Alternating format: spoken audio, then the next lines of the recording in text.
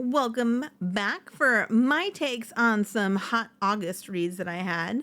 I wanted to spread the word about these books because I think they were really good. There's some new names and some favorites in here. So I think we're just going to kind of get started. As always, don't forget to like and subscribe. And if you have any comments, recommendations of your own, feel free to throw those down below. I'm always interested in seeing what you guys have to say. All right, we're going to kick it off with one called Did It Have to Be Gnomes by Michele Notaro.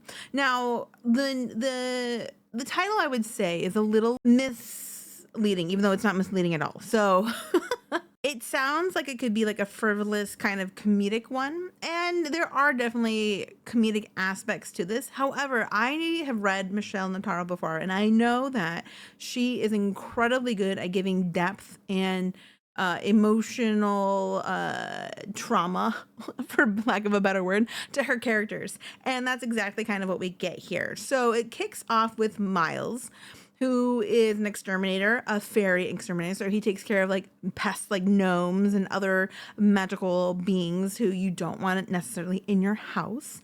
And he has a huge aversion to gnomes.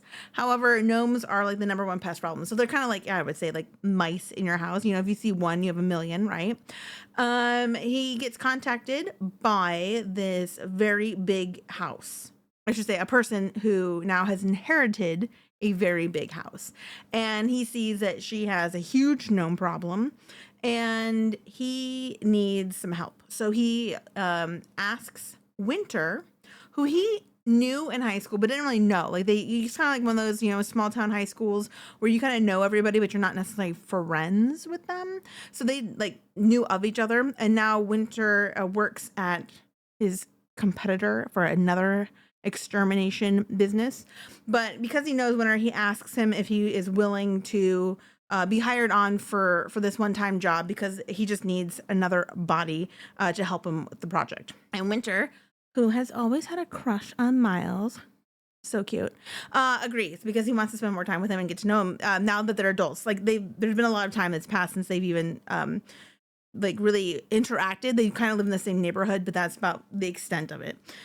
So they check out this place, and there are definitely a lot of gnomes, and there's some issues, most of which being Miles is an empath, and having anything touch him kind of sets off his abilities. He usually keeps himself covered because he does not want to touch skin, because it's just like an automatic, he can read what they're feeling, and then he can kind of funnel that back, or his own feelings back to whoever is touching him.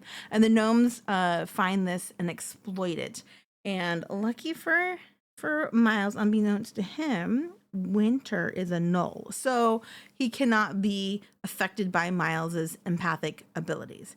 Now, this being said, this job is bigger than expected. There's a curse on the house. They have to call in reinforcements from friends. They have to find a necromancer to help them get rid of the cursed object in the basement. It's a really well done storyline over the course of the entire book. The pace is very nice. The side characters are very, very fun and well developed, I would say. There's a lot of background with the necromancer, his brother. There's some hidden things there that I'm hoping that we get to uncover in the next books in this series, because this is kicking off a whole new series. There's more to Miles than meets the eye. It's kind of hinted at that he's got this past with a different line of work. There's a hint that something kind of traumatic has happened to a person in his life, and he's kind of taken that poorly. So we get like these little hints that like Miles has more going on than just the extermination business.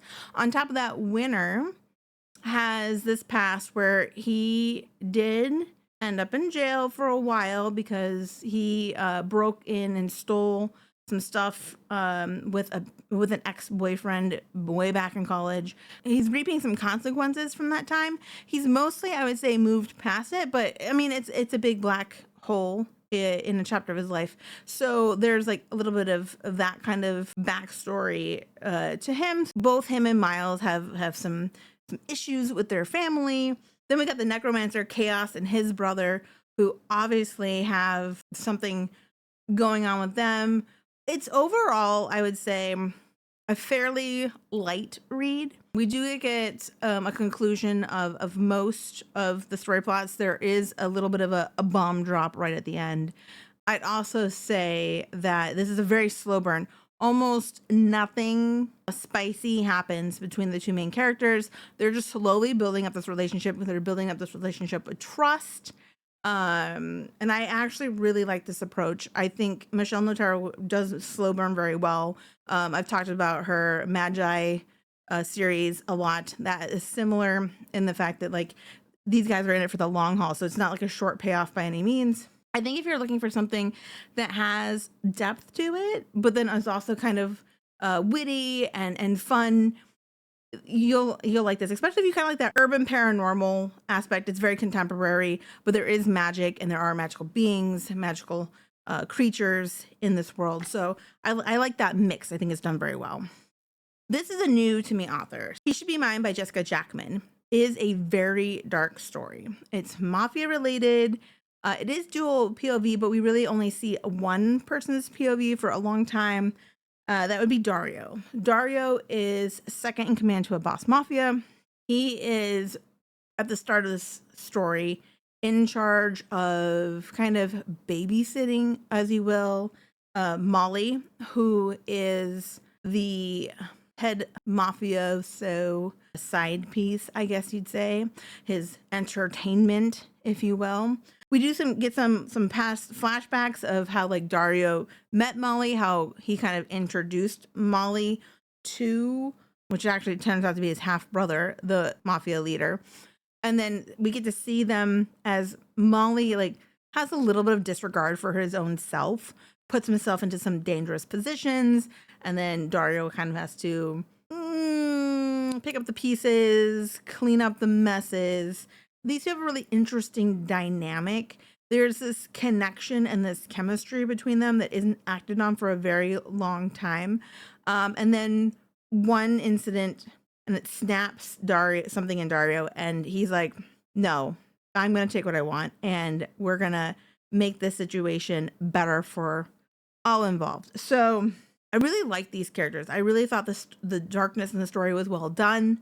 We get to really see a lot from Dario's perspective and how he changes his own opinions of Molly over time.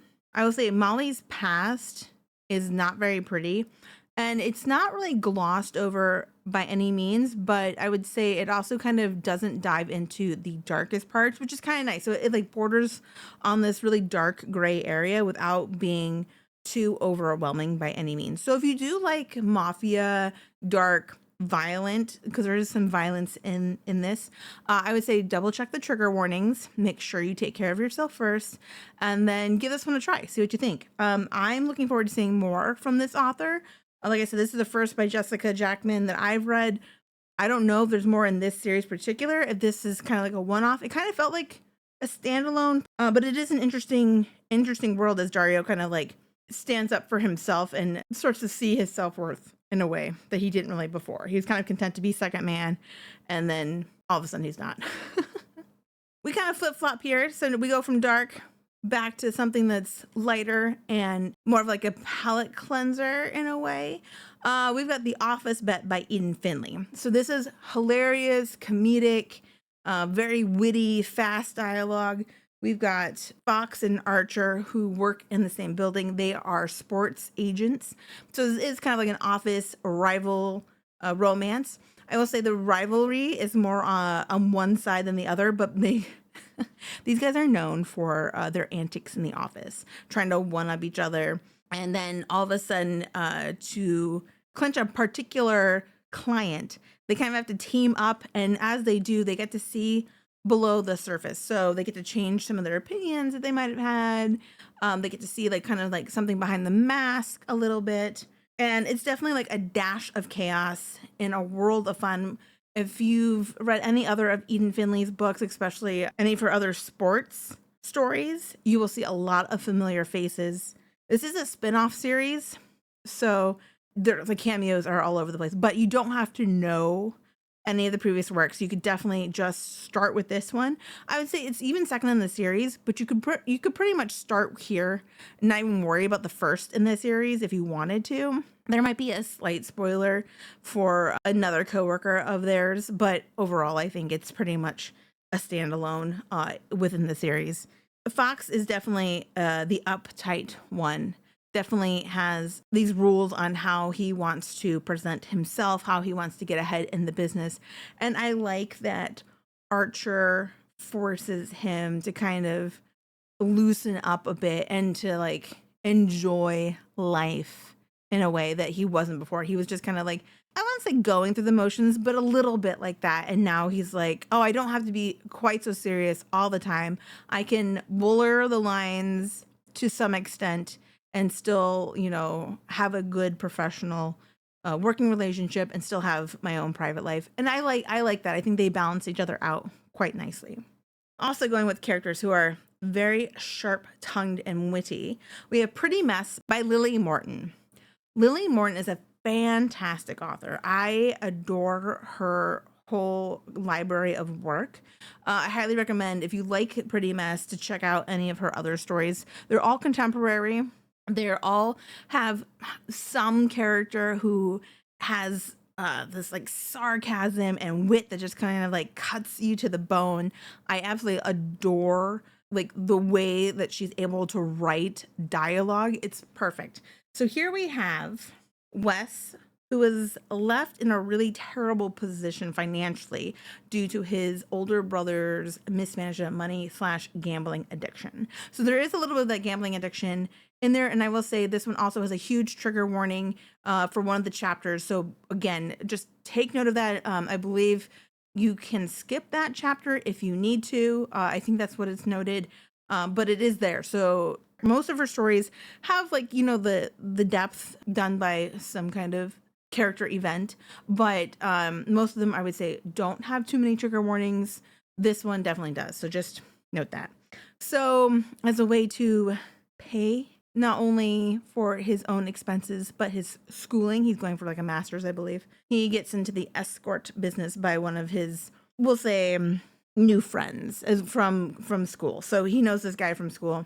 They strike up a friendship out of the rivalry that they used to have, and he kind of gets him into this business with very wealthy men. So of course Wes does not follow Julian, his friend's rules very well, and ends up catching the eye of a very wealthy man, taking Cormac's interest in a way that no one's seen before. Like Cormac is very interested in Wes, I think because he kind of breaks the mold. He allows for Cormac to be a little vulnerable, which Cormac didn't allow himself, I will say, before.